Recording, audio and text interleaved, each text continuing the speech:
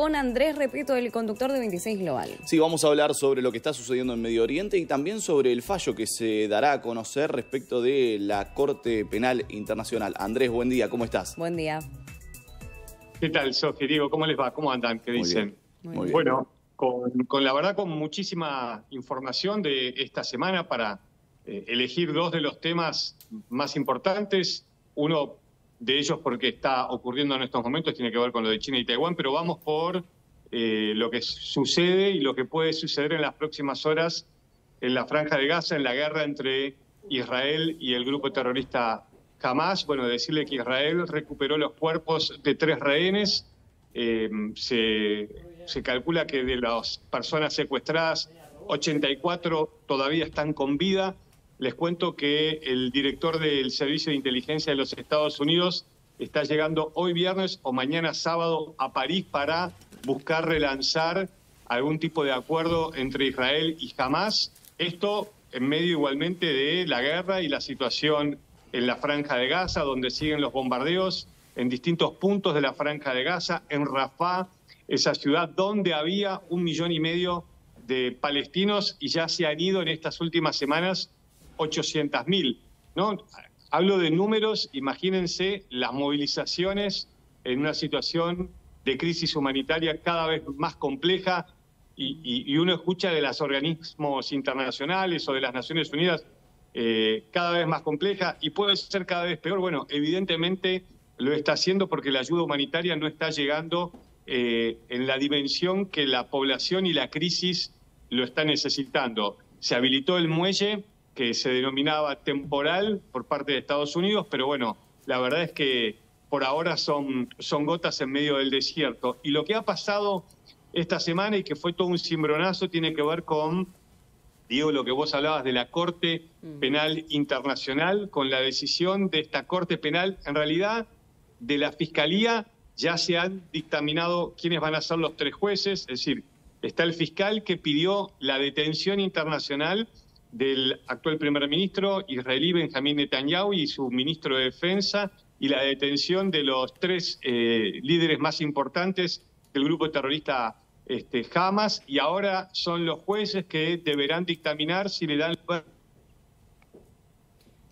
Bien, ahí lo vamos a recuperar el audio a Andrés, que nos estaba contando, bueno, justamente la decisión de la Corte Penal Internacional, que en cierta forma sienta precedentes, ¿no? Porque en líneas generales, históricamente, se ha acusado a una parte o a la otra, y en este caso puntual se ha apuntado a ambas partes, a ambos bandos. Ahí lo tenemos, Andrés, te recuperamos. Sí, les decía, la Corte Penal Internacional, entonces, no sé dónde nos quedamos, pero la Corte Penal Internacional, entonces, a través de la Fiscalía, que pidió la detención del primer ministro Netanyahu, que pidió también la detención de los líderes de Hamas, que ahora los jueces deberán dictaminar, los jueces de la Corte Penal Internacional se hacen luz verde al pedido de la Fiscalía, y después está lo que nos enteraremos en las próximas horas, que es otra entidad judicial internacional que depende de las Naciones Unidas, que es la Corte Internacional de Justicia, algunos la denominan la Corte Mundial, por un pedido de Sudáfrica, donde deberá decir, nos enteraremos si le va a pedir a Israel que cesen las operaciones militares en la Franja de Gaza, y eventualmente, si a pedido de Sudáfrica considerarán o no la guerra que se está librando en ese lugar como genocidio. Es vinculante, es decir, Israel debería, si hay un fallo en este sentido, debería cumplirlo, pero bueno, la realidad es que hay una justicia a nivel mundial, pero no se respetan los pedidos de esa justicia mundial. No solamente en el caso de Israel en enero, sino de otras entidades, ¿no? Y aparte no tiene el poder de policía, ¿no? Depende de bueno, que los estados que son miembros de las Naciones Unidas decidan aceptarlo. Pero más allá de esto, chicos, el tema es que si la Corte Internacional de Justicia va con un fallo para Israel negativo, obviamente crece el aislamiento de Israel a nivel internacional y eso empieza a preocupar a algunos aliados de Israel como es Estados Unidos, ¿no? Claro, y justamente teniendo en cuenta esto que mencionás y también lo que decías de la falta de respeto, ¿no? En cuanto a algunas medidas y demás, justamente Israel había instado a que los palestinos, puntualmente los gazatíes, evacúen, ¿no?, la franja de Gaza, que vayan más al sur, puntualmente a la región de Rafah, porque allí estarían a salvo, según lo que había esbozado el propio gobierno israelí, con Benjamin Netanyahu a la cabeza. ¿Se podría decir que ahora están acorralados sin escapatoria allí porque no se le están dando las condiciones que les habían prometido? Falta ayuda humanitaria, vos lo mencionabas, y además es una zona en la cual el ejército israelí de unos días a esta parte avanza más y más. La realidad es que estamos hablando de un territorio de 10 metros de largo, 10 metros de ancho por 40 kilómetros, 10 kilómetros de ancho por 40 kilómetros de largo, ¿no? Es decir, es uno de los lugares más densamente poblados del mundo. A partir del 7 de octubre, como consecuencia del ataque terrorista de Hamas, se da la respuesta y la represalia israelí, y la verdad es que ustedes escuchan los testimonios de muchos civiles en la Franja de Gaza, no se han evacuado una, sino 5, 6 o 7 veces. Y se evacúan en un lugar donde no pueden ir, evidentemente, a lugares seguros. Ya estamos hablando de casi 36.000 muertos. De acuerdo a las Naciones Unidas, el 56% de las víctimas son mujeres y niños. Bueno, esto está generando decisiones de la Corte, no solamente contra...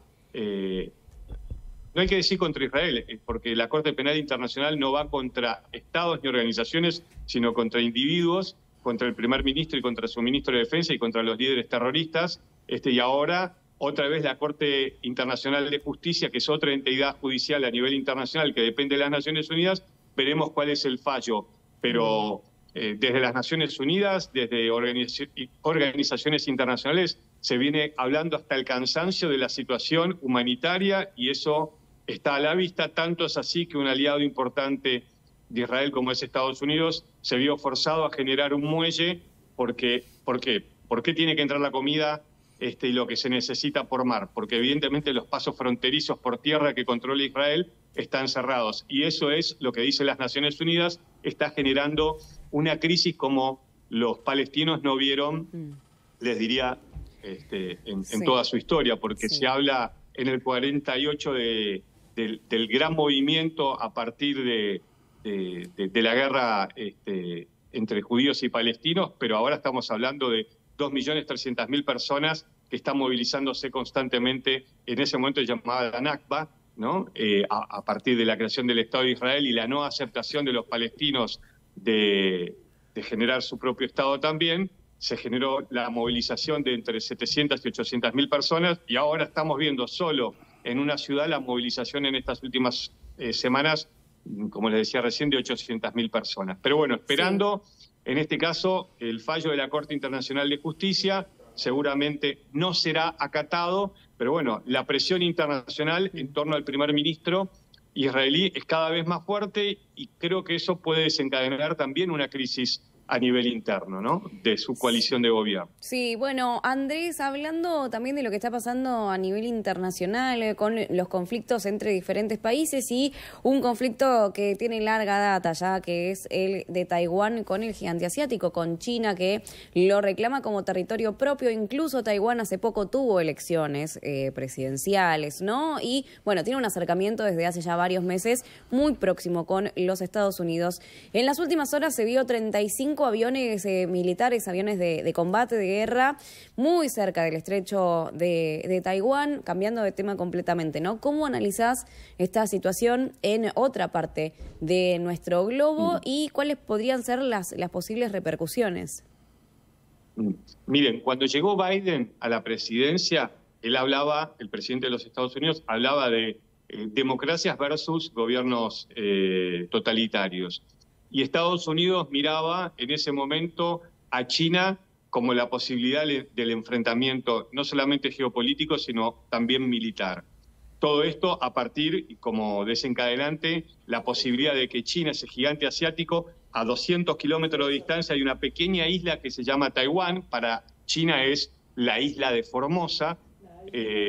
Bueno, desde el 49 se gobierna de forma separada. China nunca reconoció, obviamente, la independencia de Taiwán, y de hecho muy pocos países a nivel internacional reconocen la independencia de Taiwán porque no quieren tener problemas con China. Estados Unidos tiene una política de de ambigüedad, donde le da lazos económicos y militares fortísimos a Taiwán, pero no la reconoce a Taiwán de forma independiente. Lo que vos marcabas, Sofi, es lo que está pasando por estas horas, el segundo día de ejercicios militares, no solamente en el mar de Taiwán, en el estrecho de Taiwán, sino todo alrededor de la isla de Taiwán. China ha rodeado la isla de Taiwán militarmente, eso generó una puesta en alerta de las Fuerzas Armadas taiwanesas para el gobierno chino, que el presidente electo, que asumió hace muy poquito, haya dicho que China tiene que aceptar la existencia de Taiwán.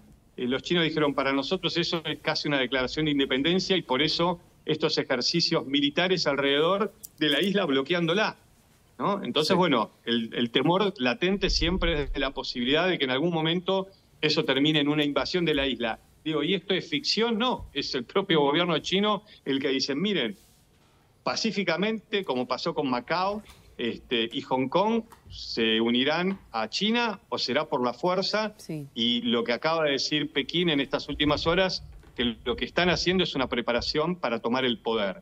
Así que bueno, es otro de los conflictos internacionales que están latentes y que cada tanto generen esta situación de tensión como la que estamos comentando ahora. Bien, Andrés, perfecto, clarísimo como siempre, te agradecemos por tu tiempo, nos reencontramos el próximo viernes y te vemos esta noche en Canal 26 como siempre con 26 Global. Buen fin de semana. Gracias, que tengan un buen fin de semana, gracias a ustedes. Hasta luego, muchas gracias.